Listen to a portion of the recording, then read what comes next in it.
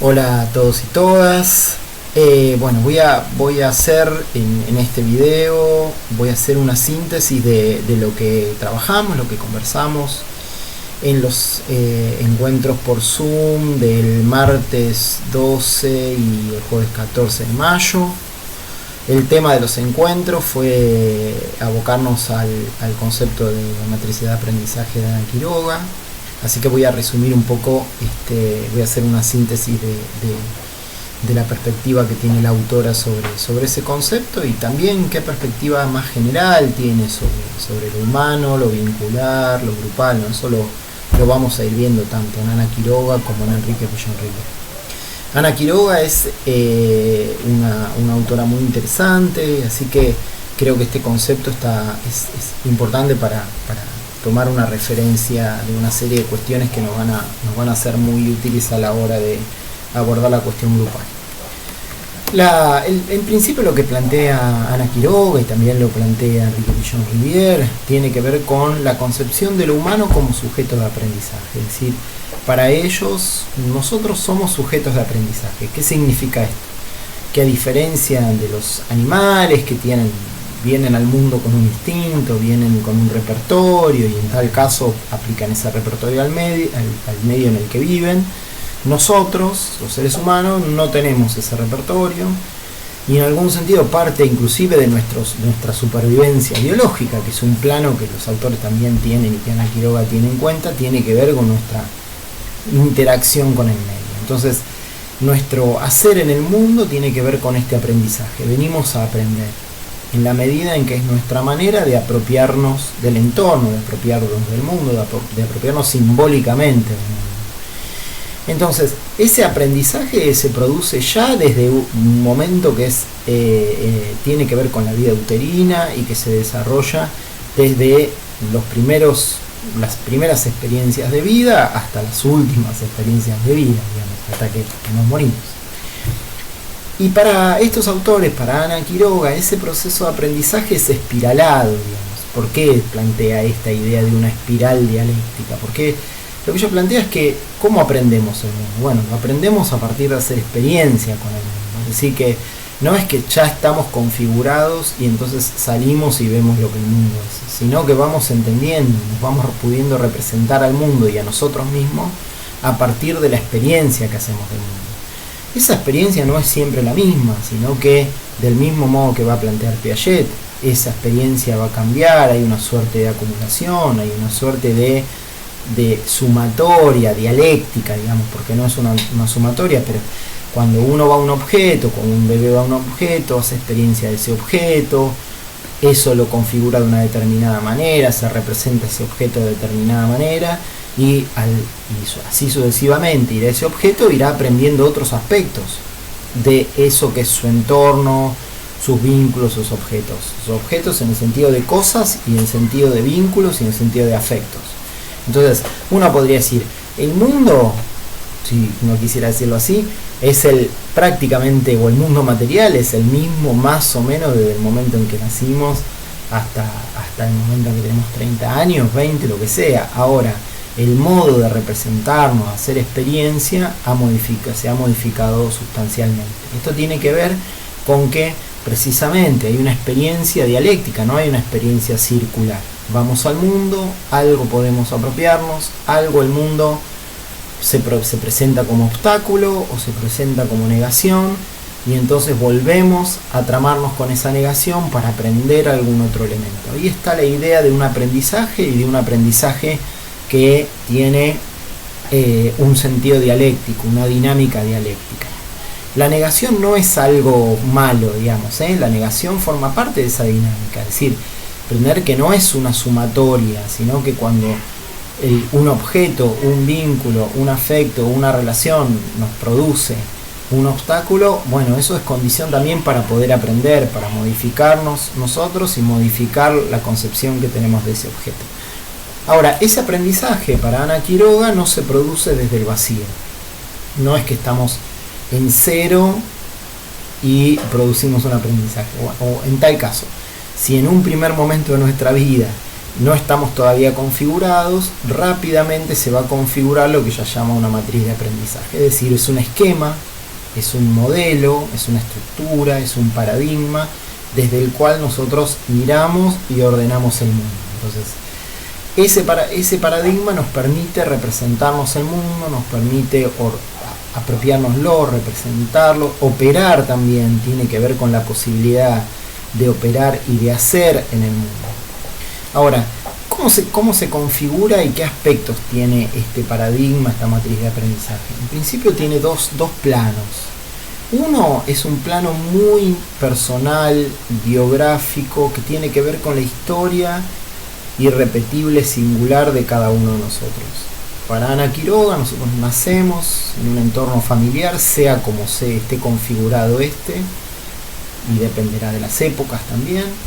Y a partir de nacer en ese grupo vamos a adquirir de alguna manera una referencia de lo que ese grupo es y de nuestro lugar en ese grupo. Como decíamos, el travieso, el que no aprende nunca, el que aprende siempre, el que va a poder todo, el que nunca va a poder nada, etc. El grupo atribuye al sujeto una serie de características y esas características se introyectan, uno podría decir. Es decir, que la matriz de aprendizaje es interna al sujeto, no es algo externo, sino que es interno al sujeto y que tiene que ver con estas experiencias, en un plano tiene que ver con estas experiencias primarias, vinculares, familiares, iniciales. Por ejemplo, si nosotros hacemos un poco de retrospectiva de nosotros mismos y vemos cuál es nuestra experiencia en los grupos en general, vamos a ver que hay ciertas constantes. Uno tiende a sentirse cómodo ocupando un rol dentro del grupo. Hay quien tiene un perfil muy bajo, hay quien tiene un perfil muy alto, hay quien se le da por contar chistes, hay quien siempre está buscando que la gente se lleve bien, hay quien siempre se pelea. Bueno, esto tiene que ver, no es azaroso, esto tiene que ver con la matriz de aprendizaje, es decir, con reproducir de manera inconsciente para Ana Quiroga. No es que uno va a buscar eso a un grupo, sino que de manera inconsciente uno busca ese lugar. Entonces hay un plano que tiene que ver con esto muy primario, que se constituye ya desde los primeros momentos de la vida y que tiene que ver con estas experiencias primarias. Pero después ese esquema también está configurado, esa matriz, a partir del entorno social. Es decir, que la matriz de aprendizaje no es siempre la misma. Va a depender del entorno social, va a depender de la época y el momento. Es decir, la matriz de aprendizaje que nosotros tenemos por ser habitantes de sociedades occidentales en el siglo XXI no tiene nada que ver o muy poco que ver con las matrices originales, las matrices de aprendizaje de los pueblos originarios o de, no sé, la Edad Media o de los esquimales. Es decir, que tiene una configuración diferente porque la matriz va variando con la época. Entonces, por un lado, la matriz de aprendizaje tiene una dimensión personal, biográfica, singular, y por otro lado tiene una matriz social y uno podría decir económico y política, digamos, porque para Ana Quiroga, para Pichon-Rivière, de alguna manera esa matriz también va a estar configurada a partir de las relaciones de clase, la ideología de una determinada época, ¿no? De alguna forma, para estos autores, el padecimiento subjetivo, el malestar que uno puede sentir en una situación, en una institución, en el entorno social, en última instancia, va a tener que ver con las relaciones de clase. Son las relaciones alienadas que uno tiene con lo social, porque en definitiva uno está para ellos en un entorno social que de alguna forma está promovido, utilizado por un sector dominante en función de dominar a otro sector, quienes tienen los medios de producción sobre quienes no lo tienen y solo tienen su fuerza de trabajo. Y en esa torsión que hay respecto de la ideología, ese mito que toda sociedad construye a favor de los sectores dominantes, eso produce una alienación que después eclosiona en el sujeto, en el malestar, en el padecimiento psíquico, en la enfermedad mental también. Entonces hay esos dos planos, tanto el biográfico como el colectivo, están articulados, están tramados. No es que por un lado nos pasa una cosa y por otro lado nos pasa otra. En todo caso, lo que intenta un sujeto es biográficamente poner en relación y más o menos en equilibrio lo interno, lo externo, lo biológico. Entonces es un poco la tarea del yo, es ir organizando y tratando de que un aspecto no vaya sobre el otro. Entonces, para terminar, para redondear un poco, somos sujetos de aprendizaje, esa es la concepción. Vamos al mundo porque también tenemos necesidades, y entonces vamos al mundo y hacemos experiencia del mundo. Esa experiencia no se hace desde cero, sino que se hace desde una matriz que se va configurando. Y no es una experiencia solo cognitiva, no es solamente que está la cabeza en juego ahí, sino que fundamentalmente están los afectos también, está el cuerpo, está lo corporal. Hay una idea de que esa experiencia del mundo tiene que ver con lo corporal, como también plantea Piaget desde las primeras estructuras, es decir, el cuerpo forma parte de esa experiencia del mundo. Estamos a distancia de la concepción cartesiana que ve que solamente la razón, el pensamiento va por las cosas. Sin el cuerpo no tendríamos, sin los afectos, nos moriríamos, digamos, no tendríamos experiencia del mundo. Entonces, bueno, hasta aquí, espero que les ayude en las lecturas. Iremos trabajando a Ana Quiroga en otros aspectos, así que de hecho ahora hay un texto más que yo les facilité.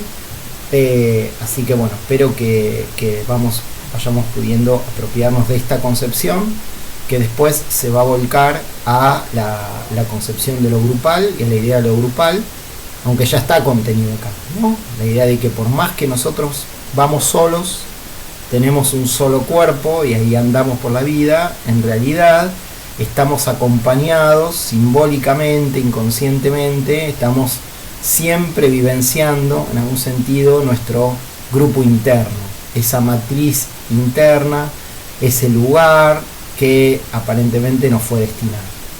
Y para esperanza de todos, para Ana Quiroga, la matriz de aprendizaje se puede modificar también, es decir, que no es que es un destino.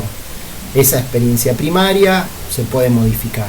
¿Por qué? Y a partir de qué? Bueno, a partir de los obstáculos, de los conflictos, de las tensiones, posibilitan esa dimensión negativa del otro, de los afectos, de la realidad, no negativa en el sentido malo, sino negativa en el sentido de que aparece algo que no me puedo representar, me va a obligar a mí también a modificarme para poder incorporar eso.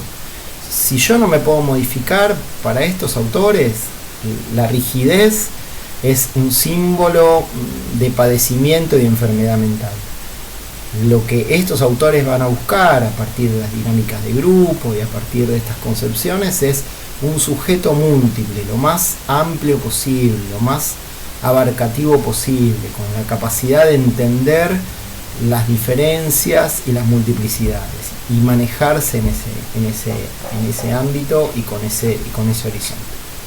Bueno, buenas noches, porque son las noches, y nos estaremos viendo, calculo, el martes por Zoom. Bueno, cuídense mucho y nos vemos el martes.